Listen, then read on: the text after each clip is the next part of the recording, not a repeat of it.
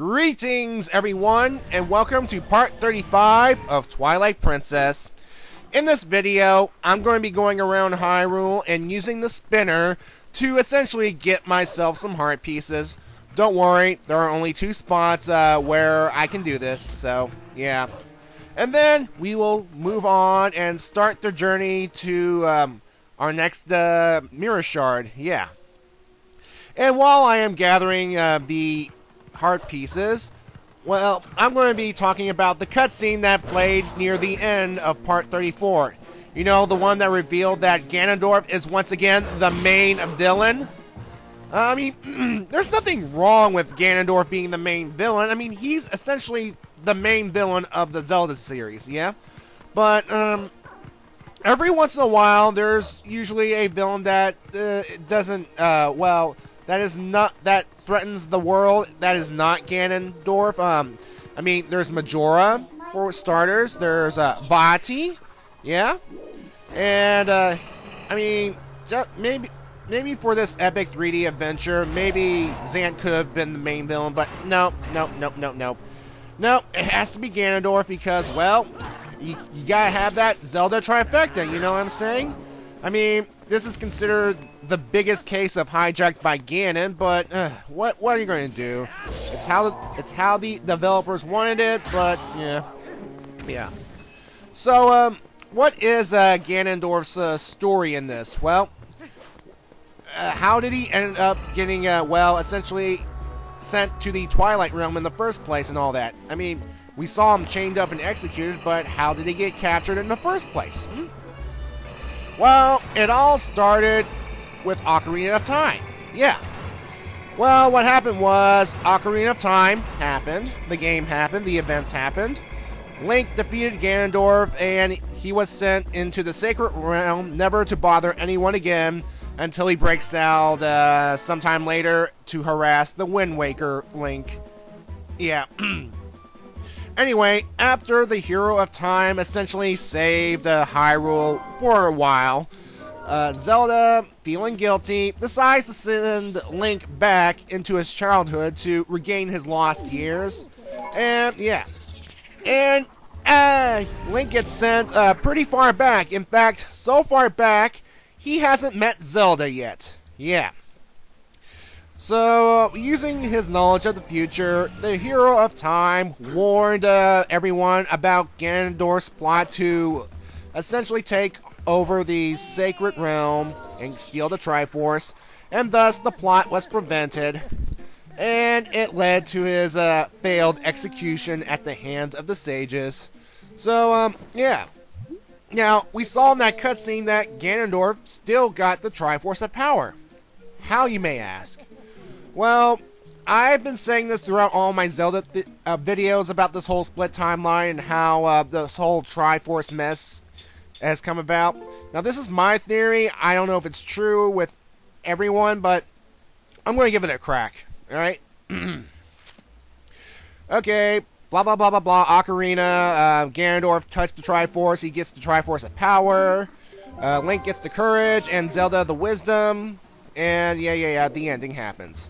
Now, we saw in the end of Ocarina that Link still has the Triforce of Courage on him, right?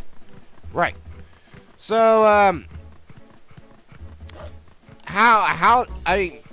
in Wind Waker, they say that when the Hero of Time left Hyrule, probably sent into the Child Timeline, the Triforce of Courage left his hand and split off into 8 separate shards for Wind Waker Link to find. So, what's the deal? Well, I think that when the Hero of Time has been sent back into his childhood, because the Triforce transcends time and space and the Sacred Realm and all that stuff, again, just bear with me. The Triforce of the Child Timeline automatically split up and went to their respective owners. And that's why Link, the Hero of Time, got his Triforce of Courage after he was sent back as a kid. And it's more than likely that Zelda got the Piece of Wisdom, and Ganondorf got his Triforce of Power. And that's how he was able to escape the sages. That was how he was able to survive the execution by the sages. And yeah. So I mean, I know there are some flaws in this theory, but what can I say? This whole thing is confusing. I mean, somehow the Triforce of Wisdom and Courage has been passed on throughout worthy successors until this game. I mean, the Wisdom has probably been passed down from Zelda to Zelda to Zelda until we get Twilight Princess Zelda. And Link here, well, somehow he got his hands on the Triforce of Courage. Who know how many people have had it after the Hero of Time. In fact, it might have gone straight to this Link after the Hero of Time has passed on or something. So, yeah. I mean, I know this is all confusing. I know this is all like, what the heck are you talking about? The timelines and stuff, but hey, it's the only reason that Hyrule can still exist in 2 timelines and be destroyed in the one with Wind Waker. So, just deal with it. They're doing the best they can with the circumstances, but now the sages. Yeah, let's talk about the sages that we saw in that cutscene as well. Now, those sages are pretty much the same sages as they were. What I mean by that is they're the sage of water, spirit, forest. They even have their respective symbols. But they are not the exact same the sages from Ocarina. Let me put it this way. When Ganondorf broke free from that thing, he did not kill Princess Ruto. No. No. He killed the Water Sage, right? Yeah. So, my theory is, I got enough rupees off screen to buy the magic armor finally. It costs almost all my rupees, but yeah. Alright, as I was saying, these sages here, they might have been the original sages of forest, water, and whatnot, and presumably in the adult timeline when Ganondorf did take over and whatnot, he probably used this power to kill the original sages, and that's pretty much the quest of Link here, to awaken the replacements like Saria and all of them people. But, and then how you explain the Sage of Light, Rauru? Technically he was an original sage, but again, plot holes and whatnot. I'm just trying to put some logic into this timeline thing. I mean, time travel, while it is cool, it can give you a headache with all this relativity and stuff. And, yeah. See, I'm trying to justify what happened, so, yeah. I mean, I know there are holes, but it's the best logical explanation. In Ocarina, we have to find the replacements, you know, like Saria or Impa and whatnot for Shadow and all of them. And, yeah. Okay, that's over. Now we can move on. Oh, hi, Telma. Uh-huh, talented man. Yeah. Uh-huh, yeah. Alright, now here's the thing. Every time we come back here after we complete a certain dungeon, one member of the group will be gone, and, well, essentially they are going to their own little location, shall we? In the case of Ashley's case, she has relocated herself to the mountain region for this portion of the game. And good old Shad's ability to understand languages, let's just say it will come in handy much later on. Alright, yeah, good for you, Russell. That was completely worthless. Oh, hi there, old guy. Aru? Yeah. Yeah. So, the sages in this timeline were tutors to Princess Zelda. Okay, that's pretty bizarre. Yeah. Anyway, to essentially get a bearing on Ashley's location, well, we just have to look at the map here. Oh, look. That's Zora's domain, which means, yep, it's time for us to warp out and go. Oh, and there's the postman right there in the bar doing his thing. I mean, that postman must be in great shape to be running all around Hyrule. running from monsters and going to strange locations just to deliver letters to Link. Yeah. Alright, let's go. Let's go. Blah, blah, blah, blah, blah. Let's go.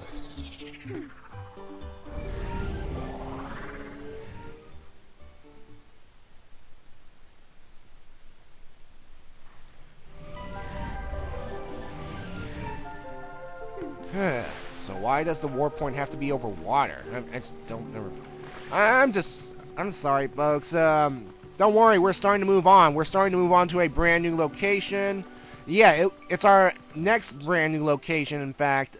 A new corner of Hyrule we've never seen before. And to do so, we have to go through a familiar location. Now, if you remember here in the past, there was this big old wall of ice blocking an entrance to a cave. Well, now it's gone.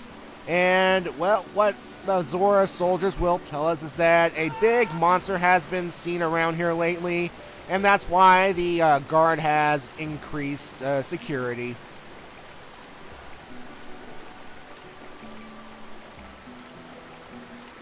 I'm sorry, I'm just listening to this, the Caribbean or Caribbean music that the Zoras are associated with. I mean, yeah.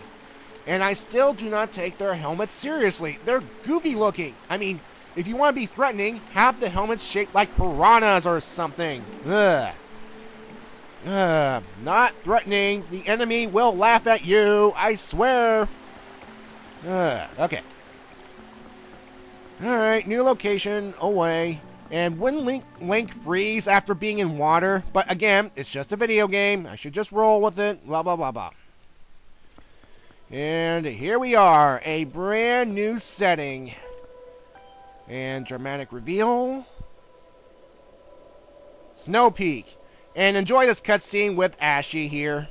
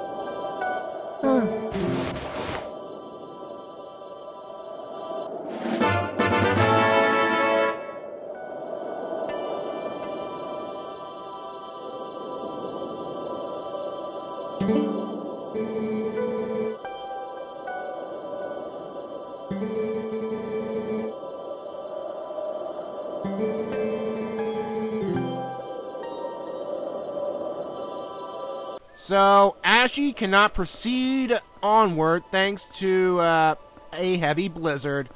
Well, guess what that means? We're going to have to come back here and use Wolf Link to essentially go through the blizzard.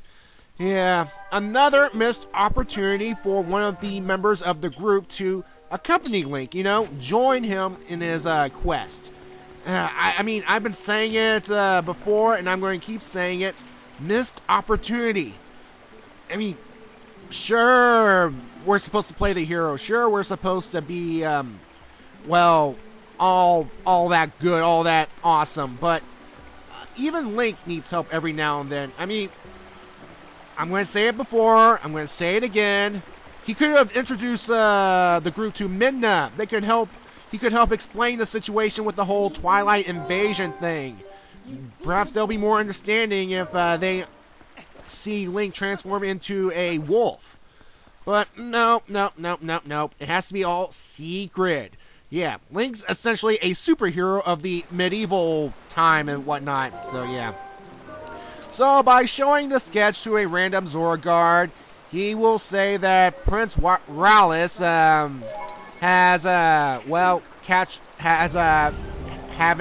an expertise of catching reek fish, which is essentially what the creature has. Now, speaking of this creature, this beast, Ashy's outfit is a somewhat simple representation of the creatures. We'll see him more in detail in the next video. Yeah. So right now we're going to go see Prince Rallis to learn the secret to catching a reek fish, because I have a feeling that they're going to be key to getting Wolfwing through this blizzard. I mean, the name reek fish? Seriously? And thank God we do not have smell-o-vision yet, because, oh, jeez, reek fish? Ugh. Yeah, anyway, we can find the prince, or should I say king now, since his mother's dead. But yeah, we can find him here at his father's gravesite, and we're gonna have this nice little touching talk with him. So enjoy. Oh.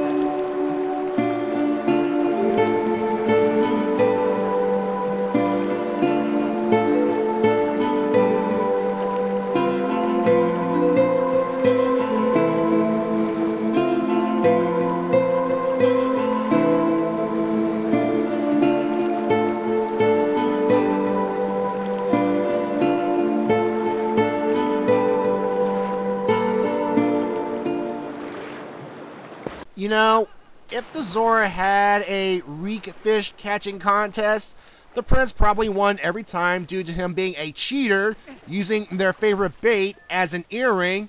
Yeah. But now we have the coral earring. It is now automatically attached to our fishing rod, which we haven't used in a long time. Jeez Louise, how long has it been, really? Anyway, we will catch a reek fish. We will use it to track the beast that has itself caught a reek fish, and maybe it will lead us to another mirror shard. One step closer to beating this game, yeah. Anyway, folks, I will see you in part 36. Bye now.